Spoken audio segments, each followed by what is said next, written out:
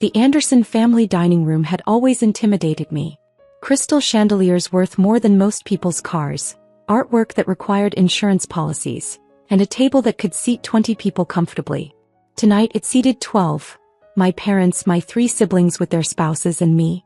The odd one out as always. "So, Emma," my brother Marcus began, swirling his wine in a way that made him look like he was trying too hard. "Still doing that little tech thing in Seattle?" I smiled politely, cutting into my overpriced steak. "Yes, still in Seattle. My company's doing well." "Company?" my sister Victoria snorted. She'd been drinking since before dinner. "You mean that app thing? What does it even do?" "We develop AI solutions for financial forecasting," I explained, keeping my voice even. I'd learned years ago that showing emotion in this family was like showing blood to sharks. "Sounds complicated," my mother said in that tone that meant she thought it was anything but impressive. Patricia Anderson had perfected the art of the dismissive compliment. "How sweet that you're keeping busy." My father, Richard Anderson, barely looked up from his phone. "Speaking of business, I have an announcement." He set his phone down with the gravity of someone about to declare war. "Anderson Holdings is expanding. We're acquiring 3 new properties in the downtown corridor. Total investment, $40 million. The table erupted in congratulations. Marcus raised his glass. "That's incredible, Dad. You're a genius." "We're so proud," Victoria added, though I noticed she was already checking her own phone. My younger brother, Thomas, leaned forward. "Does this mean promotions?" "I've been running the residential division for 2 years now." "We'll discuss it," Dad said, which was his way of saying yes without committing. "This expansion will cement Anderson Holdings as the premier real estate development firm in the region. Maybe the entire Pacific Northwest." I took a sip of water. The irony was so thick I could taste it. "The financing is tricky though," Dad continued. "We're leveraging significant capital. But the returns will be substantial." Mom patted his hand. "You always make it work, darling." I set down my fork carefully. "If you need additional funding, I could help." The table went silent. Not the thoughtful, considering kind of silence. The shocked, "Did she really just say that kind of silence?" Victoria laughed first. "I'm sorry, what?" "I said I could help with funding," I repeated calmly. "I have some capital available. I could invest $300,000. The silence turned into barely suppressed laughter. $300,000? Marcus said it like I'd offered to pay for dinner with Monopoly money. "Emma, this is a $40 million deal. Your contribution wouldn't even cover the legal fees." "It's sweet that you want to help," Mom said with that same patronizing tone. "But this is serious business, honey. Not something you understand." My father finally looked directly at me. "Emma, I appreciate the gesture. Really. But we don't need your pocket change." He said pocket change like it physically hurt him. "This is a $40 million business. We work with serious investors. Institutional money. Not." He didn't finish the sentence. He didn't have to. "Not what?" I asked, keeping my voice level. "Not hobbyist money from a tech startup that probably operates out of a coffee shop," Victoria finished for him. She'd never forgiven me for skipping her destination wedding to close a crucial deal. "No offense, Emma, but you're playing in the kiddie pool. We're in the ocean." Thomas tried to be diplomatic. "What Victoria means is that our funding structure is complex. We have established relationships with venture capital firms, private equity groups, institutional investors. It's not really something where individual contributions make sense. Unless those individual contributions are 8 or 9 figures," Marcus added with a smirk. "You got $100 million lying around, Emma?" More laughter. My sister-in-law, Jennifer, actually wiped tears from her eyes. I pulled out my phone. "Oh, are we boring you?" Victoria snapped. "Is your little app sending you notifications?" "Just need to send a quick message," I said, typing carefully. "Please excuse me." The message was simple. "David, withdraw all backing from Anderson Holdings effective immediately. Authorization code, Emma 7734. Execute after their 7 p.m. board meeting begins." I hit send and set my phone face down on the table. "As I was saying," Dad continued, clearly annoyed by my phone usage, "this expansion represents the culmination of 30 years of building this business. 30 years of relationships, reputation, and results. It's not something you can just buy into with a check. Even a $300,000 check, Mom added as if that clinched it. I understand, I said quietly. Do you though? Victoria leaned forward. Because you seem to think that whatever you're doing in Seattle puts you on our level. It doesn't. You make apps. We build empires. Victoria, Thomas said weakly. No, let me finish. Victoria was on a roll now, emboldened by wine and the approval she saw in our parents' eyes. Emma has always been like this. Always trying to insert herself where she doesn't belong. Remember when she wanted to join the company after college? Thank God Dad said no. I did remember. I'd graduated top of my class from Wharton with a degree in finance. My father had told me that Anderson Holdings was a family business, and that I needed to find my own way. Marcus, who'd barely graduated from a state school, had been given a VP position immediately. I found my own way, I said. Yes, you did, Mom said using her let's move on voice. And we're happy for you. But this conversation is about serious capital investment, and frankly, it's above your pay grade. My phone buzzed. I glanced at it. A text from David Chin, my investment manager. Confirmed. Withdrawing $180 million from Anderson Holdings. Board meeting starts in 8 minutes. They don't know yet. I took another sip of water. The best part, Dad was saying, is that our primary backer just increased their commitment. Another $50 million available if we need it. When you have the reputation we've built, money finds you. Who's the primary backer? Jennifer asked. Dad smiled mysteriously. Confidential. But they're a major player. Very sophisticated operation. They've been with us for 5 years now, and they keep increasing their position because they see our value. 5 years. That was exactly when I'd started investing in Anderson Holdings through shell companies and investment firms. They had no idea. Must be nice to have that kind of support, I said. It is, Dad agreed. That's what happens when you operate at a certain level. You attract serious money. My phone buzzed again. David, board meeting starting. Your father just walked in. This is going to be interesting. I glanced at my watch. 7:02 p.m. Is something wrong? Mom asked, noticing my attention to the time. No, nothing at all. Dad's phone rang. He glanced at it, frowned, and declined the call. Where were we? The expansion, Marcus prompted. Dad's phone rang again. Same number. He declined it again, more irritated now. Maybe you should get that, I suggested. It's fine. They'll leave a message. He started to speak again, but his phone immediately rang a third time.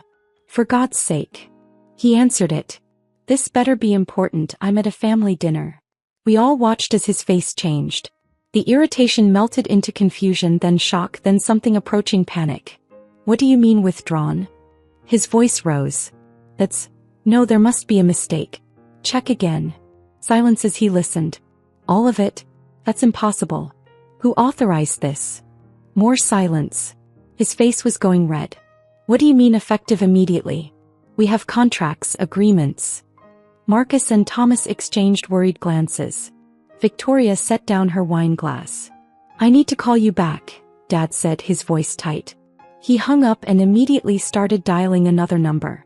Richard. Mom's voice was sharp. What's going on? He held up a hand, phone to his ear. Bill, it's Richard Anderson. I just got a call that seems... Yes, I'll hold. He put his hand over the phone. There's some kind of issue with our primary funding source. I'm sure it's just a miscommunication. But his face said he wasn't sure at all.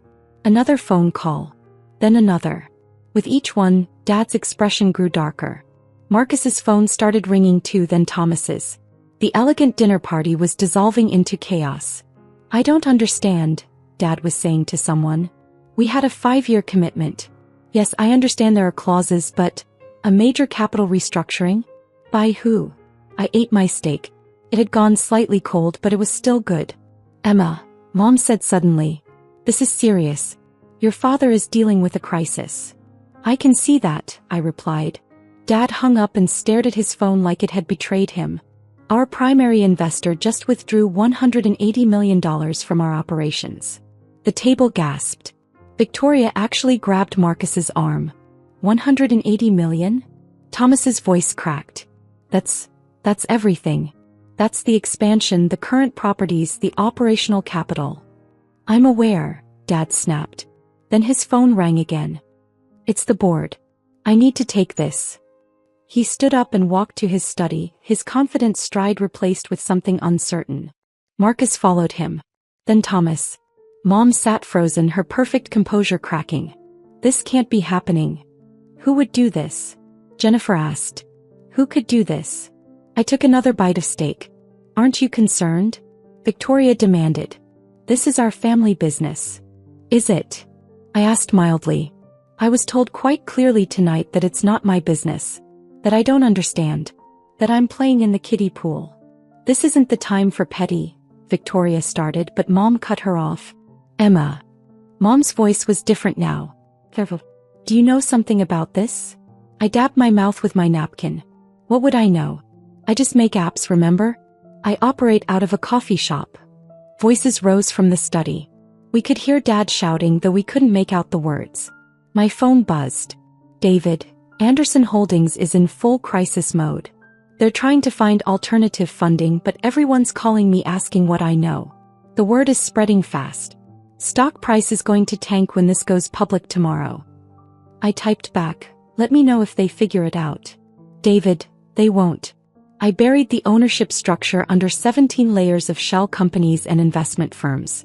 The only name attached is Pacific Northwest Ventures LLC. Even their forensic accountants will take weeks to trace it. Dad emerged from his study followed by Marcus and Thomas. All three looked like they'd aged a decade. We need to find out who Pacific Northwest Ventures is, Dad said without preamble. They're the ones who withdrew the funding.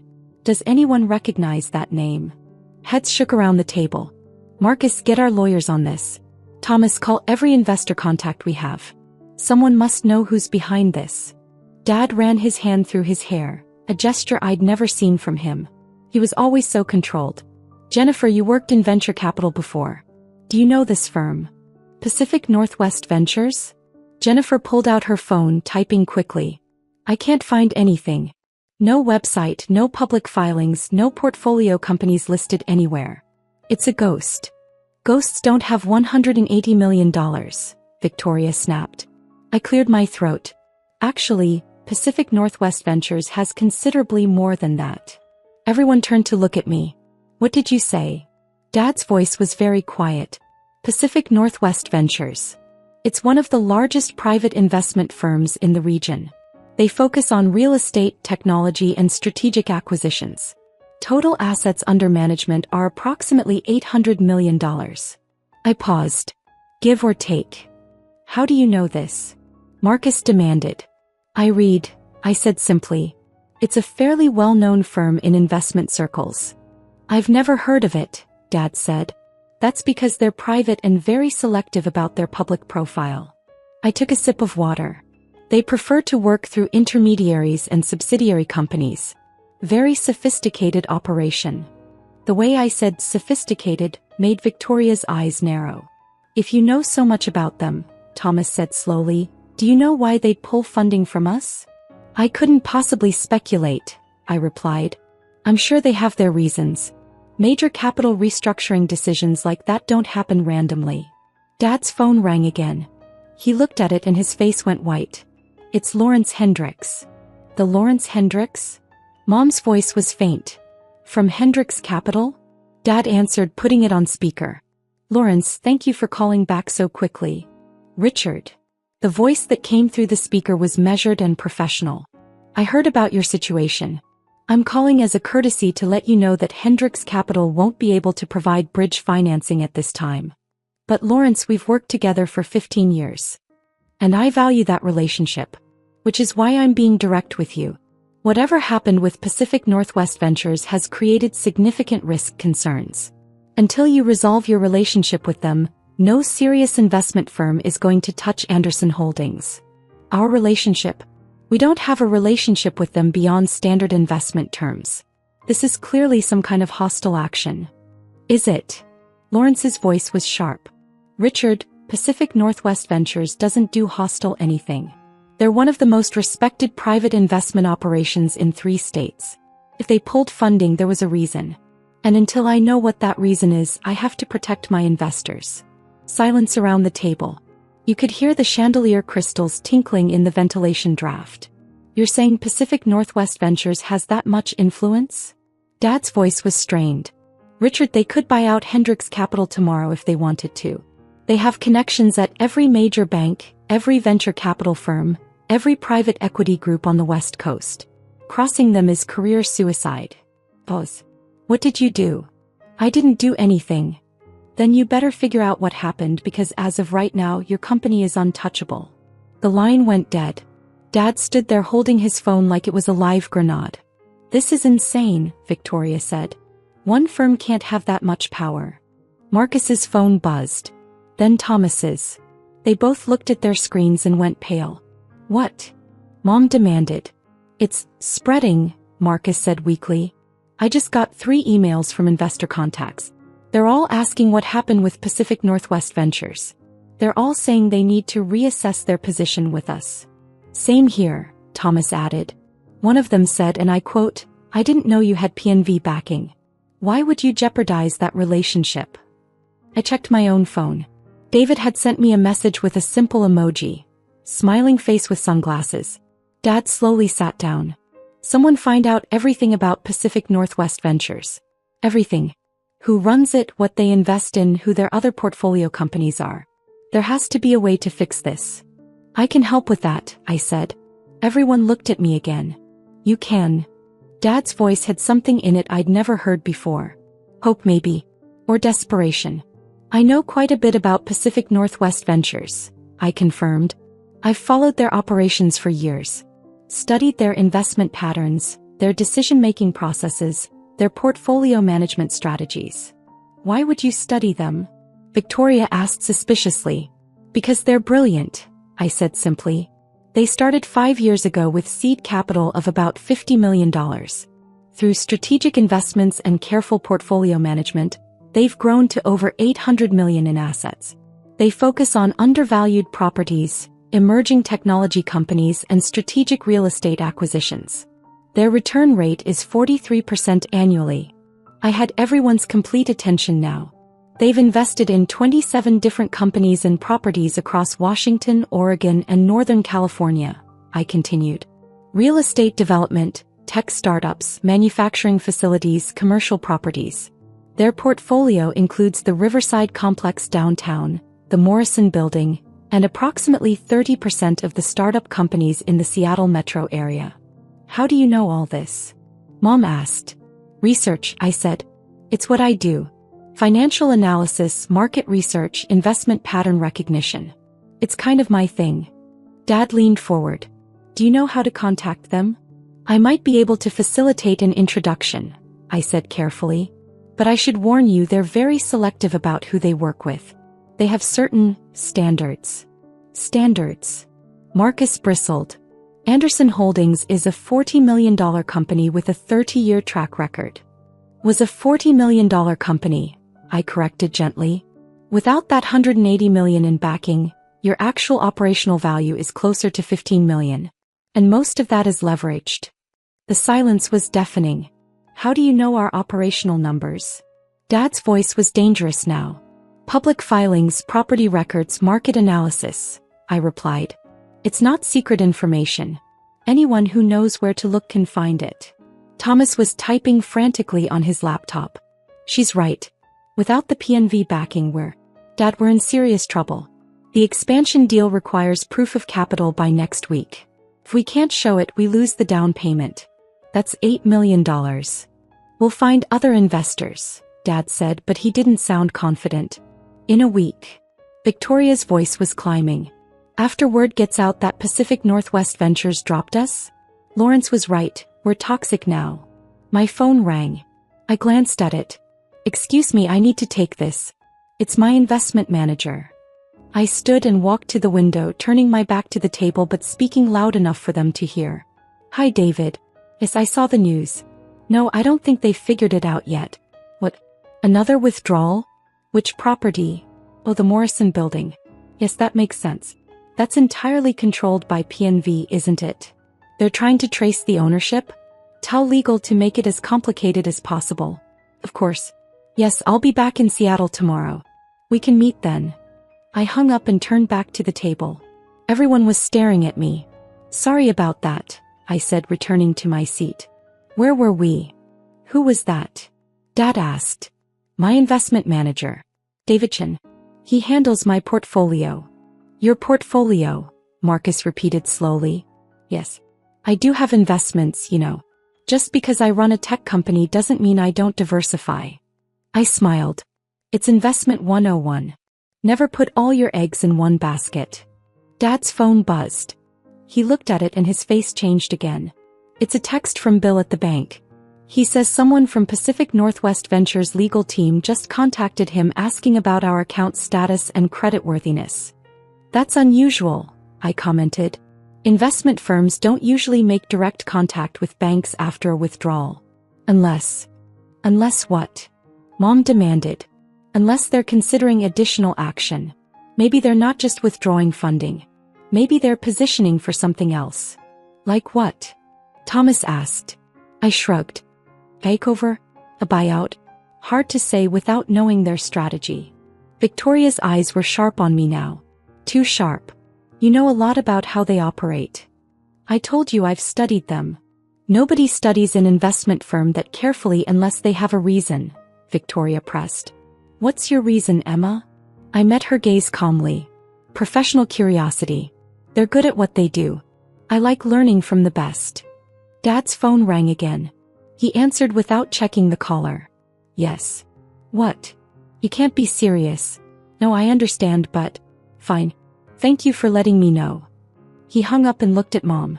The Morrison Building. What about it? They're exercising their majority control. Effective immediately, Anderson Holdings is no longer managing the property. Pacific Northwest Ventures is taking direct control. They can't do that, Marcus said. They can, I said. If they hold majority ownership. Which they do. 51%, I believe. Every head swiveled toward me. How could you possibly know that? Dad's voice was barely above a whisper. It's in the property records. Public information. I paused. Actually, Pacific Northwest Ventures holds majority or significant minority positions in most of your major properties. The Morrison Building, the Riverside Complex, the downtown parking structures, the Harborview Apartments. They're quite strategically positioned in your portfolio. That's impossible, Mom said. We'd know if one firm had that much control. Would you? I asked. Do you personally review every investment document? Every shareholder agreement? Every ownership structure? Thomas was typing again, his face growing increasingly alarmed. Emma's right. I'm looking at the ownership records now. P&V shows up in almost every major property we manage. How did we not notice this? Because they came in through different subsidiary companies at different times, I explained. That's their strategy. They don't announce themselves. They quietly accumulate strategic positions. Then when they have sufficient control, they act. This is insane, Victoria said. It's like they planned this. They probably did, I agreed. Pacific Northwest Ventures doesn't do anything accidentally. Every investment is strategic. Every acquisition is calculated. They're playing chess while everyone else is playing checkers. Dad was staring at me now with an expression I couldn't quite read. Emma, how do you really know all this? I told you. No. His voice was firm. Nobody knows this level of detail about a private investment firm without direct access. The ownership percentages, the portfolio strategy, the legal maneuvering. You're not guessing. You know. The table was silent.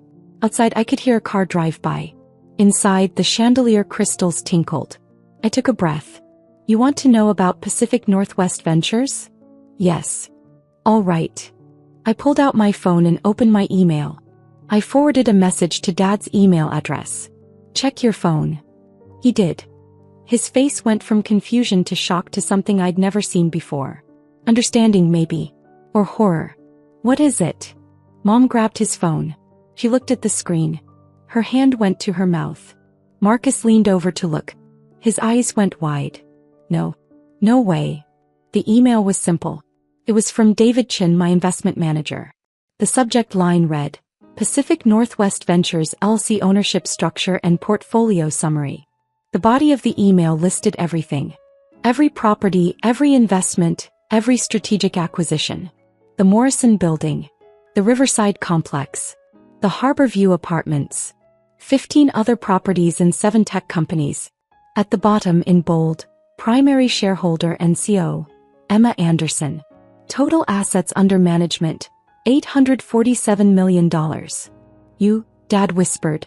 You're Pacific Northwest Ventures. I am Pacific Northwest Ventures, I confirmed. Victoria's wine glass slipped from her hand, shattering on the table. Nobody moved to clean it up. That's impossible, Marcus said. You make apps. I do make apps, I agreed. My company, Anderson Tech Solutions, generates about $30 million in annual revenue. But that's not where most of my money comes from. Then where? Thomas's voice was faint. Investments. I took my initial success from my first app and invested it. Smart investments. Strategic investments. I started with real estate because I learned from the best. I nodded at Dad. You taught me everything you know, even if you didn't mean to. I watched. I learned. I did what you did, but I did it better. $800 million, Mom said numbly. You have $800 million. $847 million, but who's counting? I took another sip of water. And yes, $180 million of that was invested in Anderson Holdings. I've been your primary backer for 5 years. Dad's face was ashen. Why? Because I believed in the company. Because despite everything, it's good at what it does. And because I thought maybe, eventually, you'd see me as something other than the family disappointment who makes apps. But you withdrew, Thomas said. You pulled all the funding. I did. Why? Dad asked again. I looked around the table at my family. My successful, confident, dismissive family. Because you told me my $300,000 was pocket change, I said simply. Because you laughed at my offer to help. Because after 5 years of secretly funding your entire operation, of making sure you had the capital to expand and thrive, you told me I was playing in the kiddie pool while you were in the ocean. The silence stretched. So I decided to show you what the ocean actually looks like, I continued. Without my backing, Anderson Holdings is a $15 million company with $8 million in debt and no way to complete your expansion. The Morrison Building? I own 51%. Always have. The Riverside Complex? 63%. Harborview?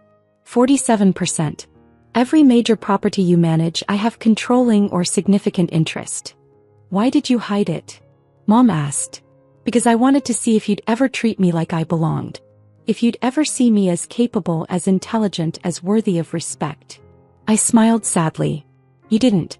Even tonight when I offered to help, you mocked me. So now you know. Marcus found his voice. What happens now? That depends, I said. On you. On us. Victoria's voice was sharp, but there was fear in it now. On whether you want me to stay invested or not. I looked at Dad. You said Anderson Holdings is a family business. You were right. And I'm family whether you like it or not. So here's my offer. I'll restore the funding. All $180 million. I'll even increase my investment to $200 million to help with the expansion. Hope flickered across Dad's face. But, I continued, things change. I'm not a silent partner anymore. I want a seat on the board. I want full transparency on all investments and decisions. And I want respect. Real respect, not patronizing comments about my little tech thing. And if we refuse? Victoria asked. Then I pull all my investments from every property and company I'm involved with that has any connection to Anderson Holdings. I have controlling interest in most of your portfolio. I could dismantle your entire operation in a week. I kept my voice calm. Or you could accept that your daughter isn't playing in the kiddie pool. She built the ocean you're drowning in. Dad stared at me for a long moment. Then slowly he stood up and walked around the table. He stopped in front of me. I'm sorry, he said. And for the first time in my life he sounded like he meant it. For what, specifically? I asked.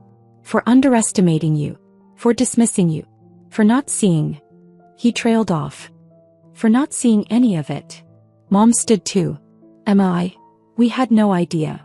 You had no idea because you never asked, I said. You assumed. You decided who I was without ever really looking. Thomas cleared his throat. For what it's worth, I think a seat on the board is more than fair. I vote yes. Same, Marcus said quietly. He looked shaken. I'm sorry, Emma. For all of it. Victoria was the last to speak. You really control $800 million? Give or take. She laughed, but it wasn't mocking this time. It was almost admiring. You're terrifying. Thank you, I said. Dad extended his hand. Partners. I looked at his hand for a moment, then took it. Partners. But I want that in writing. Official board position, voting rights, full disclosure. Done. My phone buzzed. David, should I restore the funding? I typed back, yes. All of it. Plus an additional $20 million. Time to show them what serious money looks like. I looked around the table at my family's faces. Shock, respect, fear, admiration, all mixed together. One more thing, I said. That $300,000 I offered? I'm still putting that in. Consider it a personal investment separate from Pacific Northwest Ventures. Because family supports family, even when family doesn't deserve it. Emma, Mom said, tears in her eyes. I'm so sorry. I know, I said. And I accept your apology. But this can't happen again. I'm not the family member you tolerate at dinner parties. I'm the person who's been keeping this company afloat for 5 years. Remember that. Dad nodded slowly. We will. I promise. My phone rang. I glanced at it. It's my manager. I need to take this. I answered. David?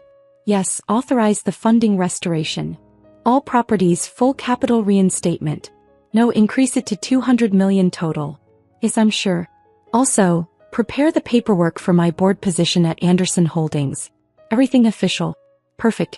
See you Monday. I hung up and looked at my family. You'll have your funding back by tomorrow morning. The board will receive my appointment paperwork on Monday. The expansion can proceed as planned. Thank you, Dad said. Don't thank me, I replied. This is business. I'm an investor protecting my investment. The fact that you're my family is secondary. I stood up. Now if you'll excuse me, I have an early flight back to Seattle. I have actual business to attend to. Emma, wait, Mom called as I headed for the door. Can we talk more about this? About everything? I paused at the doorway. Sure. Call my office and schedule an appointment. My assistant will find time in my calendar. The shock on their faces was almost worth the 5 years of secret investment. Almost. As I drove away from the Anderson family mansion, my phone buzzed with messages from David. The funding was being restored. The lawyers were drawing up my board position papers. Stock prices would stabilize by morning. I'd spent 5 years building an empire in secret, funding my family's business while they dismissed me as someone who made apps. Tonight I'd shown them the truth. Not with anger, not with gloating, but with the simple, devastating power of facts and numbers. Sometimes the best revenge isn't getting mad. It's proving them wrong with $800 million and a smile. My phone buzzed one more time. A text from Dad. I really am proud of you. I should have said that years ago. I'm sorry it took this for me to see what you'd become. I smiled and texted back. See you at the board meeting, Dad. The kiddie pool, it turned out, was just where I'd been practicing before I built the ocean. And now they were all swimming in it whether they liked it or not. I'd offered them $300,000 and they'd laughed. Now they owed me $200 million and they'd never see me the same way again. Perfect.